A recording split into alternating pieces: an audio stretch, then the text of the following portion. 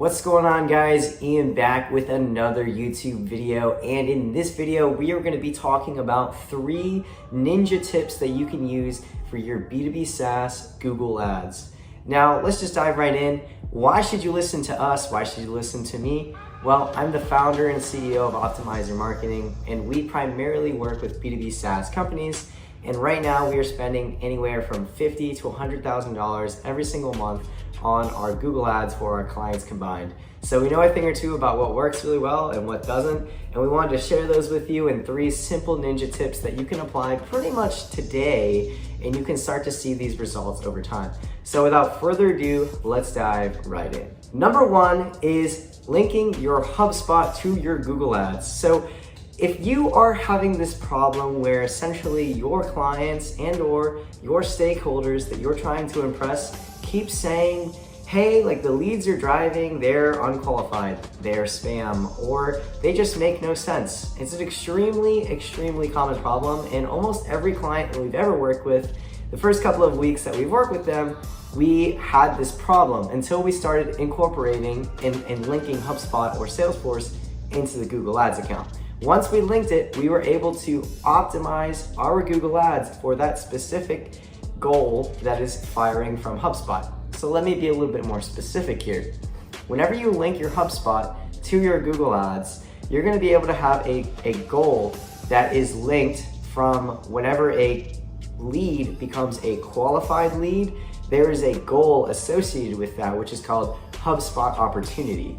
When a HubSpot opportunity is placed inside of HubSpot and maybe a potential deal size is attributed to that lead, then it gets tied back into Google Ads. So whenever you're setting up a goal inside of Google Ads, you're able to usually set a value.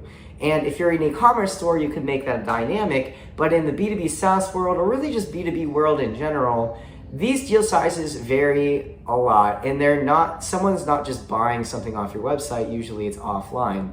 So in order to tie in that offline value into your Google Ads account and actually optimize for that value, then you have to link your HubSpot. If you're not doing this, then you are at risk of getting a lot more spam, and then you're also just not having completely optimized campaigns for your clients. Number 2, you have to target the bottom of the funnel. We do this with all of our clients that we work with now, and the reason why is when you're actually targeting top of funnel terms, you are wasting ad spend if you are not spending, more than $20,000 a month. And I know you're like, Ian, that's a completely random number. Where did you even come up with that? Well, let me explain. In most clients that we work with, we are a early stage company and or middle market. So we aren't spending $100,000, $200,000, $300,000 a month on ads like a lot of competitors that we run up against are. They're a lot more established, more enterprise, and they know the value of pay-per-click advertising, and they dominate the space and they spend the most money.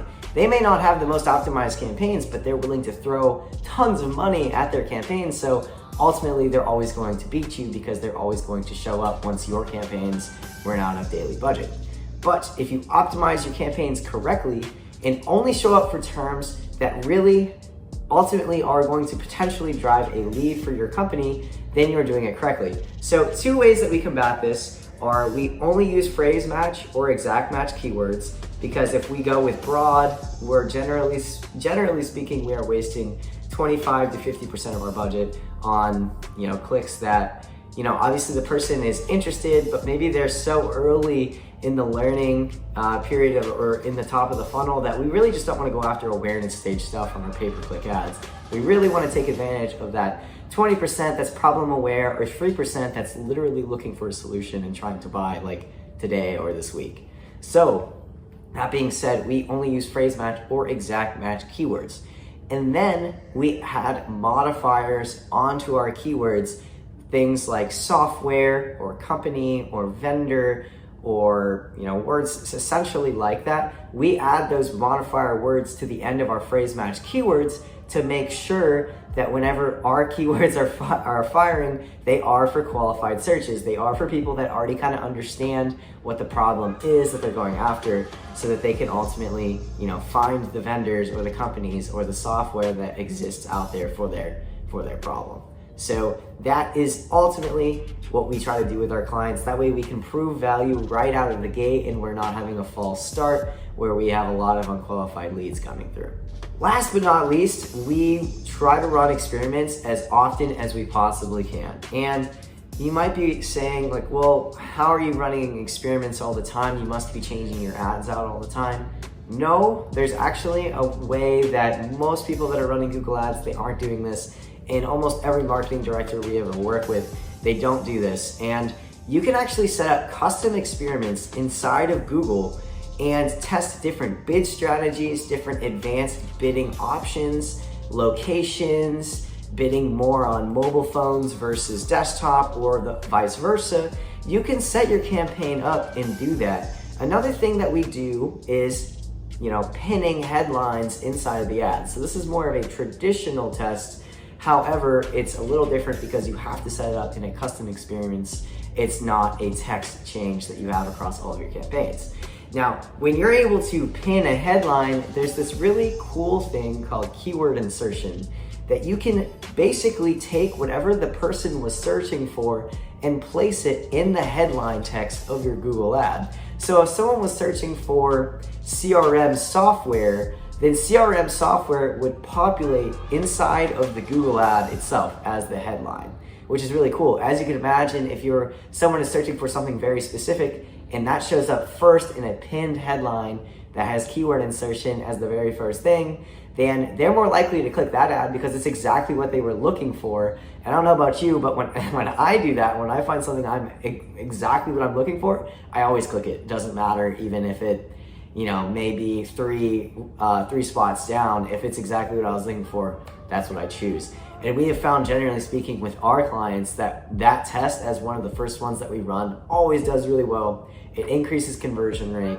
And then whenever we are seeing those HubSpot opportunities fire because we've linked our HubSpot to the account, we are seeing higher deal sizes as a result. So that was 3 ninja tips that really no one talks about, honestly. Whenever people are talking about Google Ads, they talk about like basic things. These are, I would say, a little bit more ninja. If you do these, you're going to see better results.